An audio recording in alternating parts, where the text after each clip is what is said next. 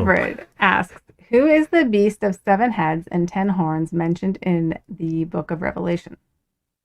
Actually, maybe that's not one we can answer tonight. I could try. It's a great question.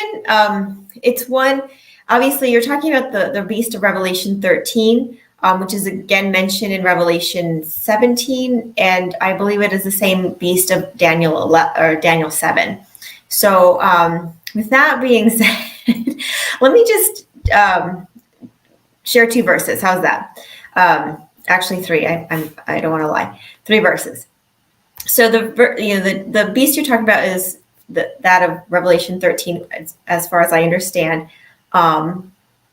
Basically, in Revelation 13:1, it says, "Then I stood on the sand of the sea and saw a beast rising up out of the sea, having 7 heads and 10 horns, and on his horns 10 crowns, and on his heads a blasphemous name," or the name of blasphemy.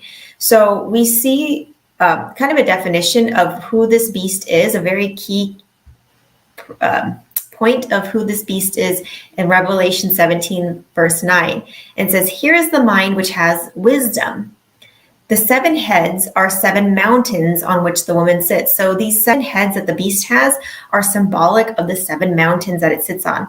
So what is the only place on earth called the city of 7 hills or 7 mountains? It's the same word, mountain, hill.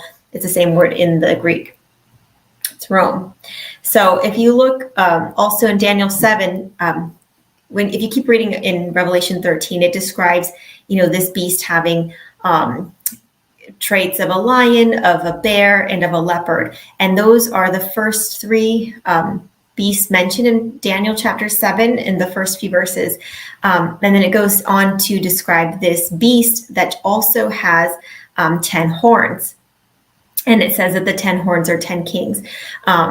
But one of these horns does something very interesting. And in Daniel 7:25, it says, "He shall speak pompous words against the Most High, shall persecute the saints of the Most High, and shall intend to change times and laws.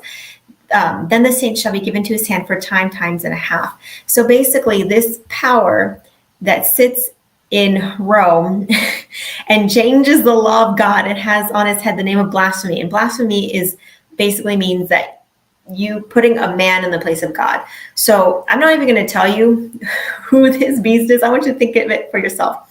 What is the only power that's religious that changed God's law, like Sabbath to Sunday, took away the 2nd commandment to not worship idols, things like that, that's based out of Rome, that has a man at its head that says that this man sits in the place of God? Kind of interesting. So I don't know, Jay, when do you want to comment anymore? But I think that's all I need to say. Speaks for itself.